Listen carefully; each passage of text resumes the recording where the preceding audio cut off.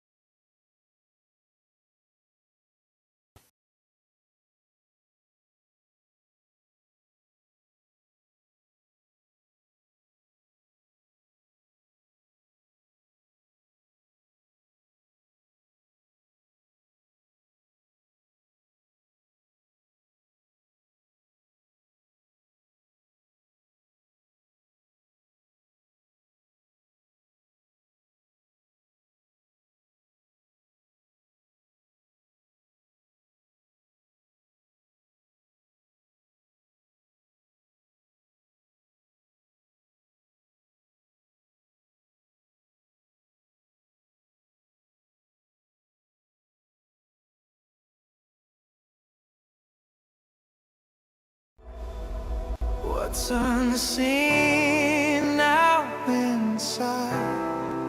What's unknown now ignite?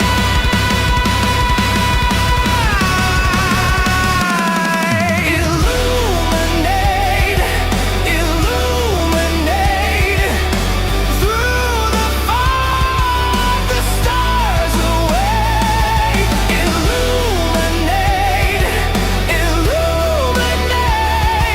The path you seek, the steps you take.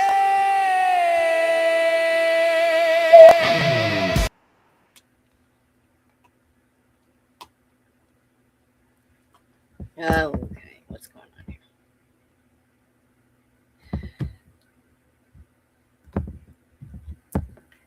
Good morning. I don't know what just happened there. Hopefully I'm on. We had some technical difficulties and then the screen didn't want to go. And anyway, I'm here. Sort of. All right. So, okay, good morning. Let me catch my breath because I was confused there for a minute. I have no idea what just happened. All right. Brendel says I'm on. Yeah, I got to drop a technical in the group, let everybody know that there's an issue, and then it'll fix itself. Oh, I have to unmute the mic for the radio station, probably. Yep, that would be a good idea. Okay, now I think everything should be. New light give a fun glow. Yes, I'm trying a new light. I don't know if it's gonna do any good or not, if it's gonna help with the lighting in here. I also have 2 new decks. At the end of the show, if y'all want your normal soul truth, fine. Or if you want to do some work and you want me to pull from this new shadow work self-reflection deck and give yourself some work, we can do that. And then we're doing the reading today with a new deck. I guess it's Ostera, Oster, I don't know. But it is a really cool deck, and we're going to play with that today. All right, so time to get to work, I suppose. Although I should say, for those of you who have not been here, if you're listening later or whatever, what we do here is we do a collective read. We kind of go into cards in detail. So we learn about shadow work and all that other kind of stuff. And then we have a homework card that we go into even more in depth. And then we'll do some brief little mini soul meditation cards or the shadow work cards for the week. And if it doesn't resonate with you, don't take it. If it does, take it with you. Otherwise, this is just a learning. This is just for learning. And so take what's yours. Don't take what's not. All right. So we are starting today. Oh, I told Micah before the show, I want y'all to pay attention through the reading and tell me if you notice something that's missing. Pay attention and think of last week. Okay. All right. So in the present situation, we have the King of Swords. Look how cool this card is. This is an antlered king gazing out from shadows of his helm. The King of Swords is an intelligent and decisive leader who acts with justice, self-assurance, and unwavering reason. He is often looked up to as an authority figure and a mediator, for he excels at cutting through confusion to reach the core of truth in any matter. He performs well under pressure and does not balk at responsibility. When he appears in a reading, the king urges the reader to act swiftly with a clear head and a steady hand. When the King of Swords is reversed, however, his admirable qualities become twisted and sinister.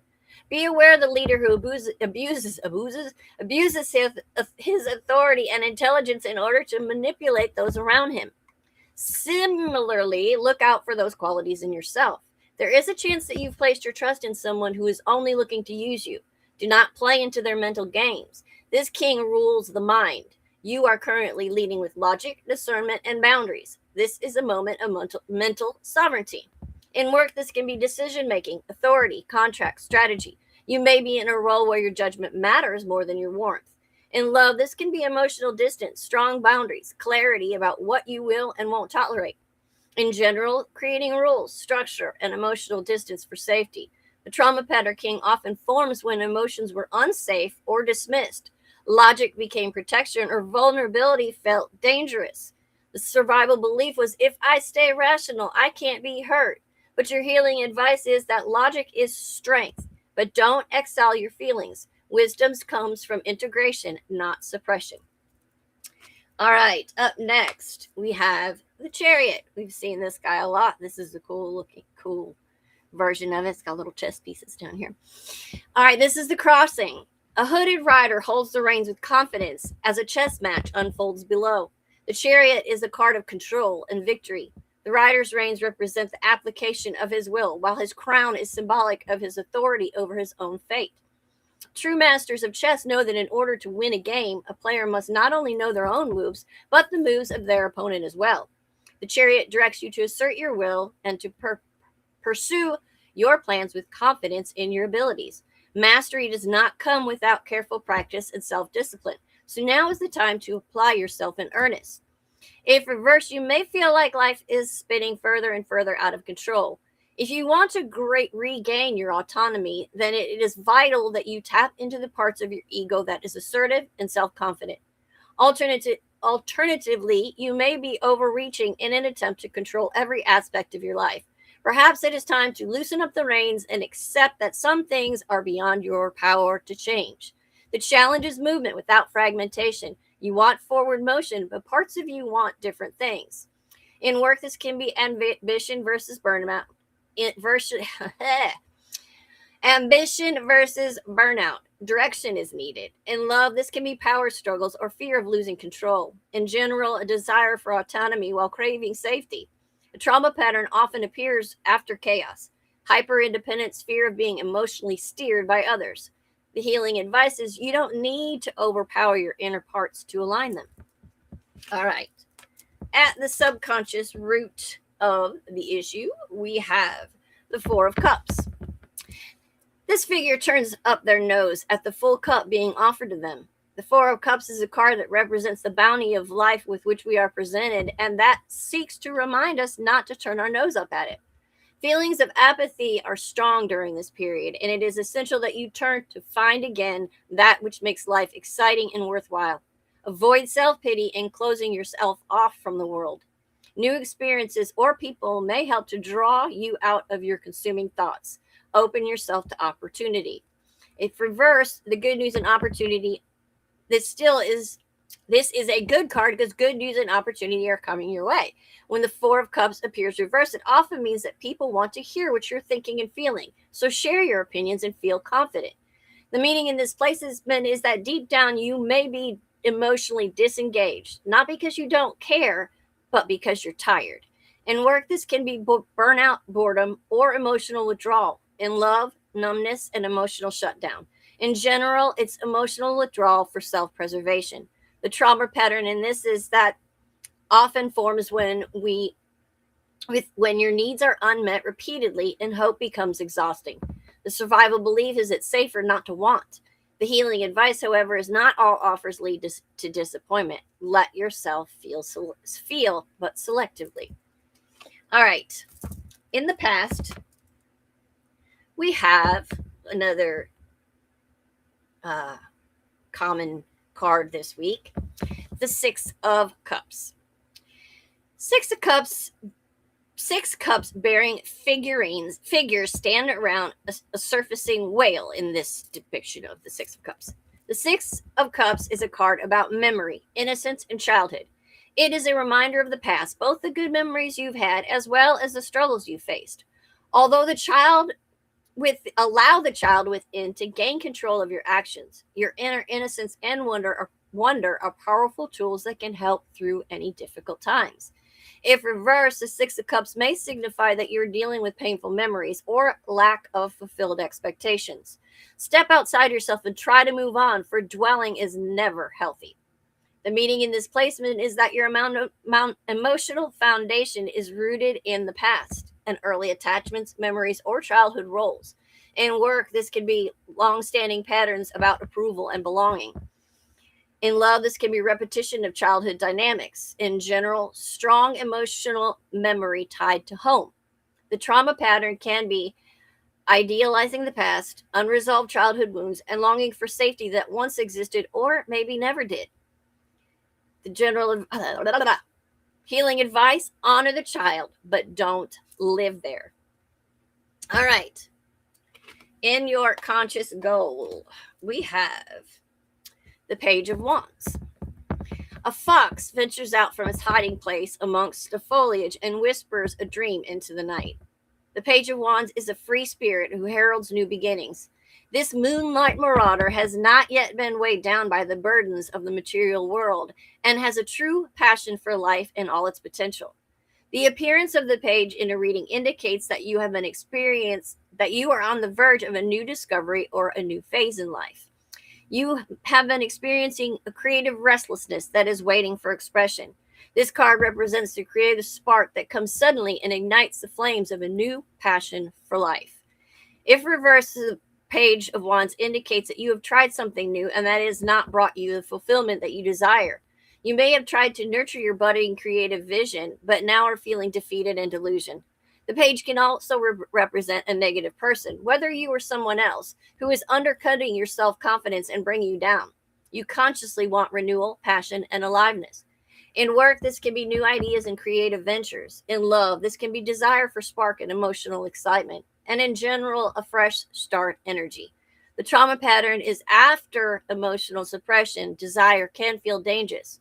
The healing advice is let curiosity lead, but make sure it's grounded. All right. In the near future, we have the Four of Swords. A hare sleeps soundly amongst the gilded sabers. The card represents a time to rest and rejuvenation after or even in the midst of a period of conflict or hard work. It is about allowing yourself the space to pull all burdens aside in order to emerge with a renewed sense of creativity and clarity. The Four of Swords reminds us to look after our responsibility as a permanent solution. Take care not to be complacent or reclusive in your rest. If reversed, the Four of Swords can indicate a range of possibilities. It may mean that you have lost your sense of momentum or feel uninspired. On the other hand, this card reverse may also be a sign that you are gravely overlooking your own needs and taking on too many tasks all at once. The meaning in this placement is rest is coming or required. At work, this can mean time off for mental recovery. In love, this can be emotional recalibration. In general, it's a quiet healing space. The trauma pattern is those who survive chaos struggle with rest. The healing advice for you is stillness is not abandonment of progress. All right. Up next, we have, in the placement of self-perception, we have the Page of Swords. A young man and a fennec fox out on a windswept journey. The Page of Swords is a useful spirit with a sharp wit and strong principles. Like other pages, he is often presented as a messenger. Although the news he brings may not be what you were hoping to hear, he sees every challenge as a test of fortitude and intellect. Furthermore, he meets these obstacles with zealous energy, unwavering morals, and an inquisitive mind. What he lacks in maturity and experience, he makes up for in his ability to plan and follow through with enthusiasm. Everyone see? No, they just hold your horses. Reverse, the Page of Swords can indicate that although you have plenty of energy, it isn't focused to your benefit. Perhaps you are spinning your wheels, or you've jumped into a venture too hastily and without a thorough strategy. Conversely, you might be finding it difficult to follow through on your plans. It might be a good time to pick one and commit. Curious and mental activity. That's not what I was looking for, but you're right. I haven't seen it yet. No. All right. The meaning in this placement is you see yourself as alert. In work, this is learning and questioning. In love, this is cautious communication. The trauma pattern is hypervigilance disguised as curiosity. But the healing advice is you don't have to be on all of the time. All right. Next up, we have in your external influences, we have the King of Cups. The king shows himself as a stag as he meditates over a large vessel. The King of Cups is the master of emotion and intellect. The king is emotionally invested in each situation, showing love and empathy, all while maintaining the knowledge and logic needed to deal with any given situation. Echo the king. Whilst experiencing difficulty, it is in your best interest to remain calm and take the necessary steps. Find the solution while considering the emotional well-being of those around you. Let me see. Also, no high priestess, no empress, yet we get a king. The Wheel of Fortune and the Fool, replaced by the Page, seems to point to abstract dreams, goals, or wishes taking tangible form. Only if we take a step back first and refocus our energy. That's awesome. I'm going to show that while I continue, because that was pretty cool. All right. And she noticed that there was 2 kings and 2 pages so far. Okay. All right. So if the king is drawn reverse, be wary of the power you have over others. Although you may feel confident and in control of yourself, you must be sure you aren't abusing your emotional weight or manipulating those close to you. In this placement, someone around you embodies emotional maturity, or you are being invited into it. I keep sending my notes away. In work, this can be emotionally intelligent leadership. In love, safe emotional presence. The trauma pattern, healthy emotional regulation may feel unfamiliar, but the healing advice is safety doesn't have to be boring. All right. In your hopes and fears, we have the King of Pentacles. A regal and enigmatic monarch wears his wealth strung over his antlers. This card represents the fine line between luxury and avarice.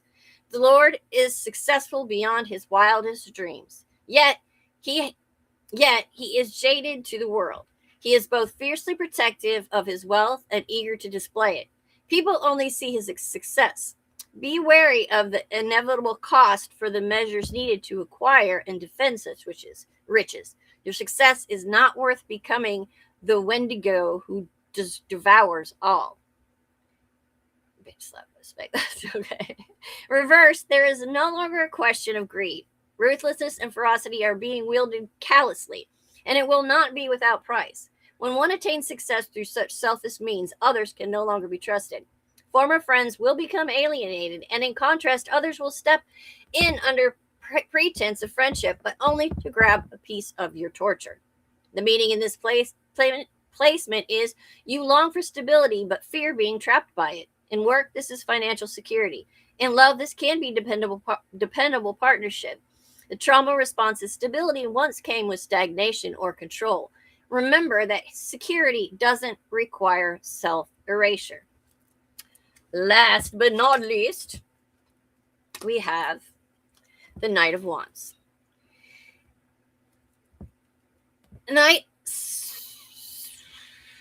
Night King rests in a meadow, his wand growing green with life and his crown ablaze with light. This is not the right. This is not the right card. All right, now this. I'm sorry. You know what? I'm going to pull this up in this book. What this one says for this one, because that is not the right. That's the Knight of Wands. All right, let me check this. I think I wrote down the wrong knight's things for my beginning here. It's all right. We got this. All right, so yes, here we go. All right, so a woman in armor sits atop a white bear holding a flaming wand. The Knight of Wands indicates the full-on pursuit of an idea with commitment and energy. The Knight heralds growing confidence and a new ability to take on challenges head-on. Act first, think later, declares the Knight of Wands. This impulsiveness could potentially have adverse effects, and as such, we would be wise to take both inspiration and warning from this card. We must check ourselves to make sure that this passionate pursuit is one born of love and make sure we are aware of the effects we will have on others. If reversed, the Knight of Wands indicates delays and frustration. You know what you want and are feeling anger at all the obstacles in your path. This card reversed also often represents the loss of personal power. Be wary of impulsive behavior that arises from confusion and negativity. Let me finish with my notes here. All right, so meaning in this placement is forward motion. It is starting to return. Time fueled by clarity, not chaos. The trauma note here is that the knight can be impulsive, but here he's informed by the three kings. The healing advice is move, but don't flee. Okay, so in this reading, notice that we had three kings. We've had 6 cups last week. We had 6, wands the week before. And there's 3 kings and I think 3 knights in this reading. So why there's 3 kings? Well, the King of Swords equals a healed mind. The King of Cups equals healed emotions. And the King of Pentacles equals healed security. The funny thing, the thing that I was trying to get y'all to realize was that all 3 kings, except for one, were here. And what was our homework card for last week? The homework card for last week was the King of Wands. And that's the only one that did not appear this week in the reading. So, I'm curious, does that mean we the Kings of Orient are? No, that's not what I'm getting at. Does that mean that we did our homework for the week? So we had our fire. Now we just got to heal our minds, our emotions, and our security. Did we heal our fire? Or is it missing completely? I feel like we healed it. So, anyway, the 3 kings integrate integration of adult authority across mind, heart, and body. So get a very direct message to embrace our power, drop the bullshit, and focus on the goal. Thank you, Polly. The Knight of Wands at the end says, action comes after mastery, though, not before. This is a story of someone who learns restraint, heals fragmentation, and is now ready to move on with intention.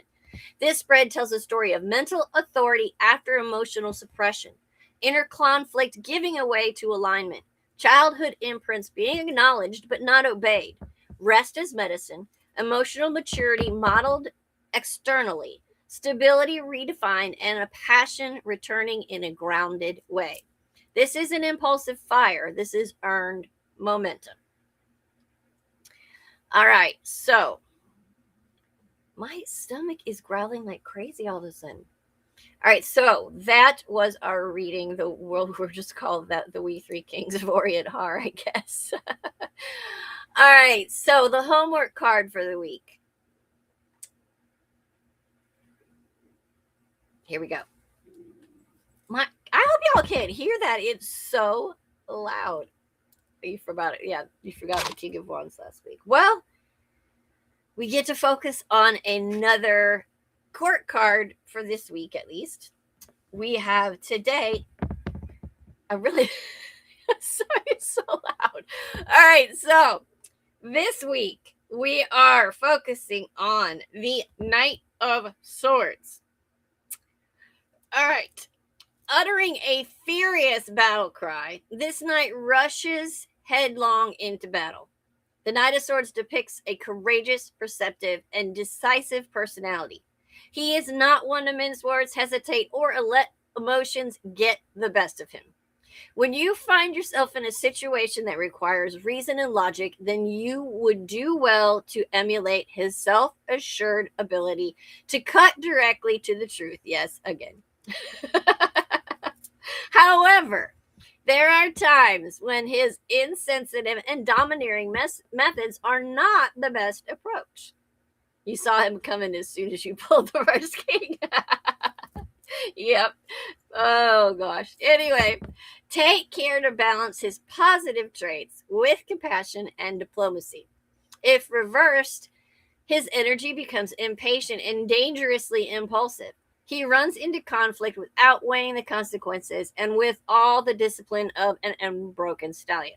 Whether you see these qualities in yourself or someone you have met, beware the peril of a reckless cause.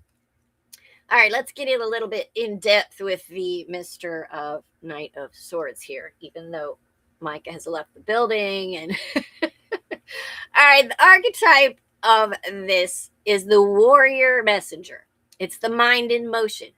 The Knight of Swords is the archetype of urgency, truth as a weapon, action driven by thought, and the need to cut through the fucking bullshit. This knight doesn't wait, he charges. This is the protector who learns speed instead of safety. Psychological and trauma lens. At a trauma level, the Knight of Swords represents, if I move fast enough, think fast enough, speak fast enough, then nothing can catch me. This archetype forms when emotional environments were unpredictable. Silence felt dangerous, delay meant harm, and being misunderstood had consequences. So the psyche adapted by becoming mentally sharp, verbally quick, and reactive instead of reflective. I know you're still there. The core trauma belief, slowness equals vulnerability. All right, so the Shadow Knight of Swords reacts before processing, speaks to defend, not connect, weaponizes truth, interprets emotions with logic, escalates conflict unintentionally, and feels justified, but later regrets the impact. The shadow mantra is, I'm just being honest, when honesty is actually his armor.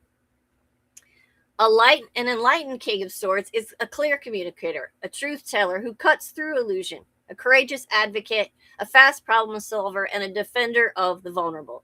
The light mantra is truth delivered with care, still moves fast. In love and relationships, the trauma pattern can be a fear of emotional stagnation, impatience with processing, arguments that escalate quickly, and difficulty tolerating ambiguity. This knight may fall fast, fight fast, and leave fast. Not because they don't care, but because stillness triggers anxiety. The healing direction, learning that connection doesn't require speed. In work and career, the Knight of Swords shines in debate, advocacy, journalism, law, crisis response, and leadership under pressure. The trauma shadow at work, however, is burnout, making impulsive decisions, talking over others, and difficulty with bureaucracy. In a healing shift, strategy beats speed. In general, this knight struggles to relax, fills silence with noise or thought, and avoids emotional pauses. The trauma root is that quiet once meant danger. The invitation to heal says stillness can be safe now. The Knight of Swords often is in their mind. Their identity statements may include, I'm blunt, I don't sugarcoat, and I think faster than most people. But underneath, there is a fear of being powerless or unheard. The inner child of the Knight, if the inner child of the Knight of Swords could speak up, he would say, I have to speak up fast or I'll lose my chance. The wound came from being interrupted, dismissed, and misunderstood. The reparenting message is you don't have to fight for airtime anymore. You will be heard. You don't have to fight for airtime. You can get on anytime you want and say whatever you want. I'm pretty much the Knight of Swords, beaten down by the Page of Wands reversed, listening too much to the Queen of Wands reversed. Oh, the gift that can be learned from going through this trauma and the healing is that your mind, a mind that sees truth quickly and it articulates it bravely. The shadow child may whisper, if I stop, something bad will happen. This part panics in silence, mistrusts calm, and escalates to regain control. The integration truth is speed once kept you safe, but it doesn't have to run your life now. The primary state in your nervous system is to fight and a cognitive hyperarousal. The traits are racing thoughts, quick speech, shallow breathing, impatience, and difficulty resting. The nervous system says, move, decide, speak, now. The healing regulation is practicing pause without punishment. A spiritual Knight of Swords is a truth initiator. The soul often incarnates to disrupt false narratives, challenge power, and awaken others through speech. The karmic lesson is truth without compassion becomes violence. Past life themes may include being silenced, dying for speaking truth, or misuse the words of authority. This lifetime asks, can you speak truth and hold humanity? Integration advice to heal and embody the Knight of Swords is to pause before responding. Silence is not defeat. Ask, am I protecting or connecting? Let that guide your words. Regulate before you communicate. Breathe first, words second. Honor your speed, but don't obey it. Speed is a tool, not a command. Let others finish. You won't disappear if you wait. The Knight of Swords trauma pattern is fear of stillness, urgency as protection, intellect as armor, truth as defense, and speed as safety. But when healed, this knight becomes a clear, powerful messenger who no longer needs to charge to be heard. The Knight of Swords is not reckless. He is afraid of being powerless again. Healing doesn't dull his blade. It teaches him when not to swing it. The Knight of Swords is movement first energy. How that movement shows up depends entirely on attachment. A secure Knight of Swords can move fast and stay connected. He thinks quickly but listens fully, speaks truth without cruelty, and can pause without panic, engages conflict to resolve it, not win it. In love, this is a direct communicator. He brings up issues early before letting them fester, can tolerate emotional pauses, and doesn't confuse urgency with intimacy. In conflict, ask clarifying questions. He regulates before responding and knows when to disengage. His nervous system is mobilization and regulation. Speed is a choice, not a compulsion. The core belief, I will still be heard even if I slow down. This knight is the strategist, not the reactor. An avoidant Knight of Swords, however, says, if I stay ahead of emotion, it can't trap me. This is the most common Knight of Swords trauma expression. This looks like someone talking at people, not with them. Into intellectualized feelings, using logic to exit intimacy, and escalating conversations to shut them down, and then they disappear once emotions deepen. In love, they fall fast and leave even faster. Fear of emotional dependence uses debate, humor, or blunt truth to create distance. They say things like, you're overreacting, let's be logical, or this doesn't need to be emotional. In conflict, this turns feelings into arguments, wins the point, but loses the connection. This is a fight response masked as clarity and speed used to avoid vulnerability. Thinking if I slow down, I'll get pulled into something I can't escape. This knight mistakes distance for control. The other anxious Knight of Swords, if I don't act now, I'll lose you. This version is less talked about, but it's powerful. This is rapid fire texting or talking, over explaining, interrupting, jumping to conclusions, and pushing for answers now. In love, this is fear of abandonment, using words to stay connected, escalating conversations to feel closeness, and asking questions that are really bids for reassurance. In conflict, this person panics in silence, interprets pauses as rejection, and pushes harder when met with distance. This is fight and panic and speed driven by fear and loss. Thinking if I stop moving, you'll leave. This knight uses urgency as a tether. Across all the insecure expressions, the wound is the same. Stillness once meant danger. Silence meant punishment, and pauses meant abandonment, and waiting meant losing power. So the knight learned, if I move first, speak first, decide first, healing doesn't take away the sword. It teaches timing. Whoo! Okay, instead of safety, you learned to talk fast because you like the sound of your own voice. You learned silence because it protected you. If you waited, things got worse. If you hesitated, you lost your chance. And if you spoke up immediately, story was written about me. So yes, you interpret. Yes, you push. Yes, you rush conversations and make other people feel uncomfortable. Because you know what happens when things slow down. That's when you start to feel it, the doubt, the fear, the moment where you realize you care more than you meant to. People tell you you're intense. They tell you you're sharp. They tell you you don't need to turn everything into a battle, but they didn't live in your body when quiet meant unsafe. They didn't learn that words could disappear if you didn't throw them fast enough. They don't charge because they want to win. They charge because they don't understand that you charge because you don't want to be powerless again. And sometimes you say things you don't mean. You cut where you wanted to connect. You leave before someone else decides that they've had enough of you. Not because you don't care, but because caring slows you down. And slowing down still feels like standing in the open, waiting and exposed. The Knight of Swords does not need to be silenced. He needs to learn this. You don't lose your voice when you pause. You don't disappear when you wait. And you don't become powerless when you let someone else finish. Speed was your shield, but it doesn't have to be your prison. Okay, that was a lot about that. I'm looking back. Let's see.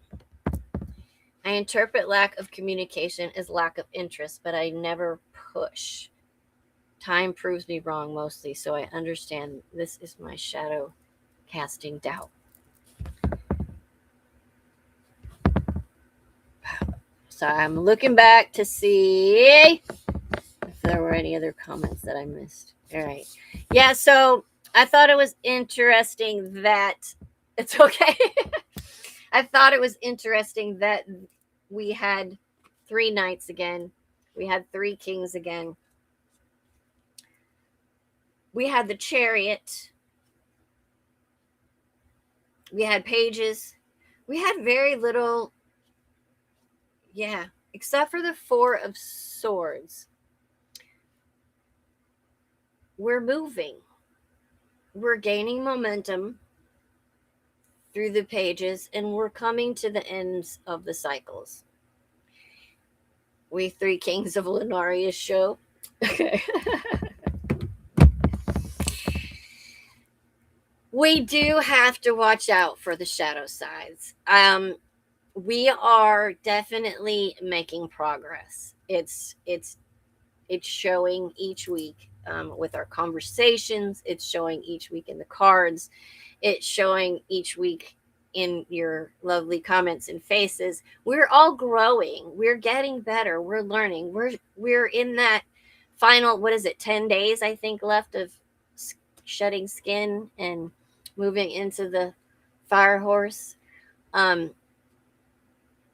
The only thing that came up this week as far as you know, other than moving and getting going, was the Four of Swords. The rest, but if we're moving as much as we're moving with all these kings and pages and knights and stuff, we probably do need some rest. The medicine woman helped segue into this reading yesterday. Yes, there's a big emphasis on us healing, getting that work done, and moving. It's time to move. It's time to go forward. I had some things I was going to talk about, but I have completely lost them. Something when the beginning of the show got, whatever happened, I lost all my train of thought, and everything that I was sitting here thinking before the show started it's gone. But I think that I think we're doing good. I think we're getting better. I feel smiles. I feel smiles coming. And I feel like we're headed in the right direction. All right. You guys let me know if anybody wants a soul truth, or if anyone's brave enough to test out the shadow work self-reflection deck. We actually make it a career if we aren't careful.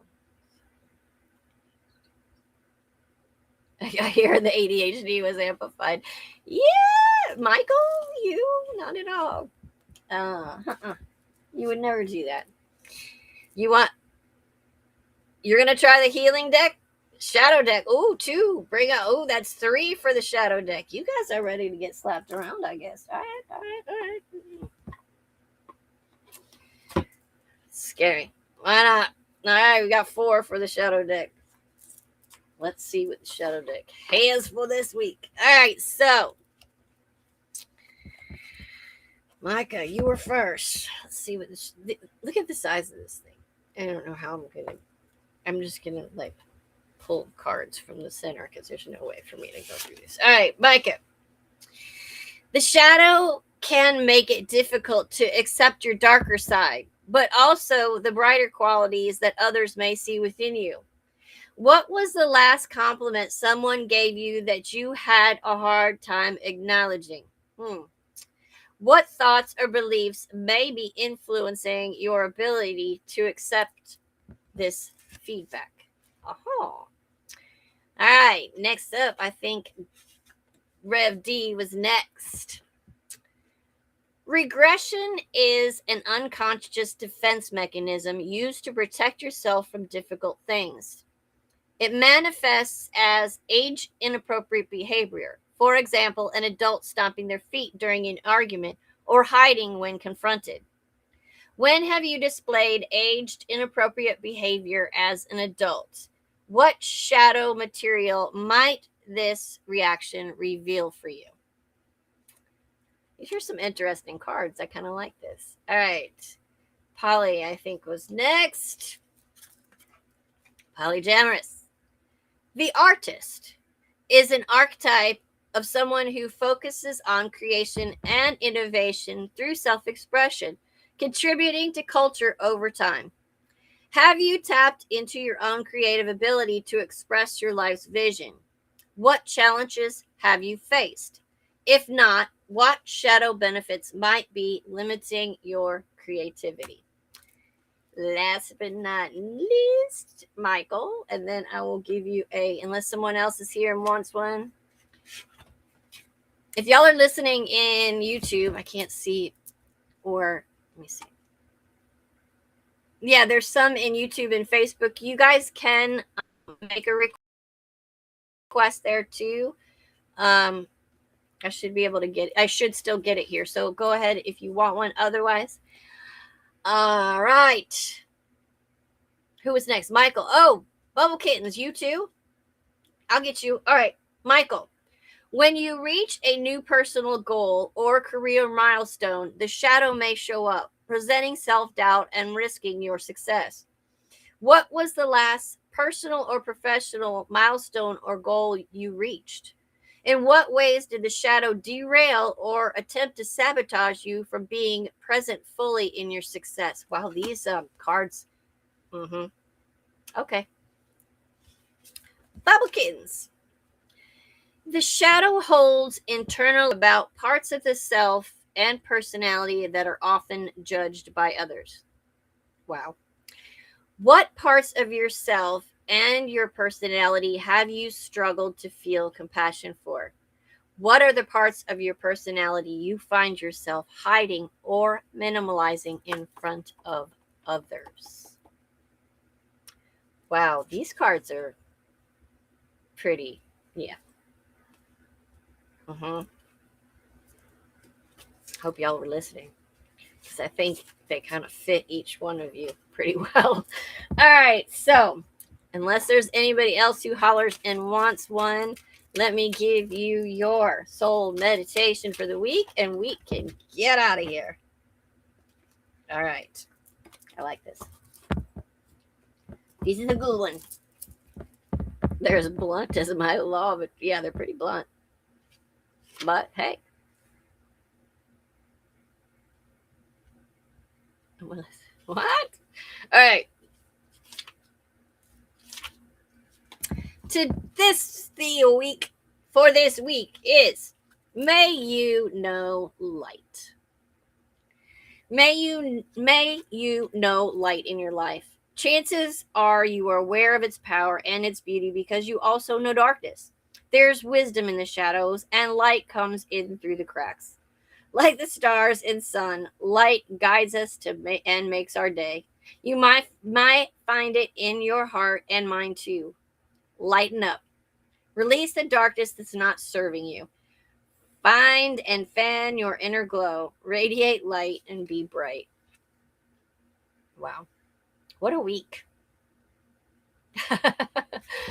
All right, guys. That was great. That was it's been a great week, and I think we're learning, and then we're doing really good, and I'm really proud of all of us. Tonight I actually know who's on Voices on the Rise tonight at 6 p.m. 6 p.m. correct? Yes, with Eastern time, and it is going to be Little Essie. So come join Hathery on Voices on the Rise. I don't know what else is going on over the weekend or anything until next week on Monday morning. Make sure you're back for the Bloom at 11 a.m. and back here at 6 p.m. for the Messenger, so we can start whatever craziness goes on starts next week. But then be back on Tuesday for Brindle's Vision, Wednesday for Phoenix Talks, Thursday for the Bloom, for the core, and Friday be back here, and I'll be back here. Thank you guys so much. I love y'all. I don't know if my scenes are going to work after whatever happened. You guys are welcome. Thank you so much for being here. I love you so much. Have a fantastic week, and I'll see y'all on Monday. Let me find my scenes here.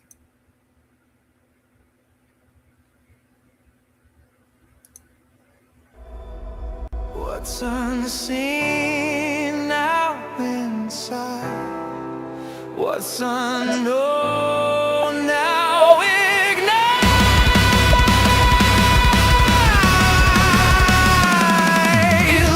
Illuminate, illuminate. Through the fog, the stars away. Illuminate, illuminate. The path you seek, the steps you take.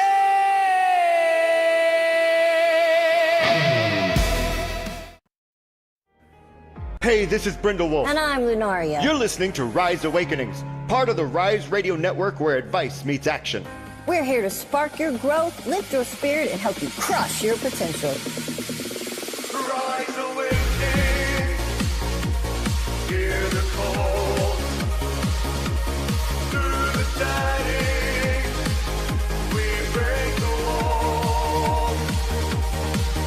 Your station, your voice where dreams awaken in time. Rise awakening, now is the time. Rise Awakenings. Let's rise together.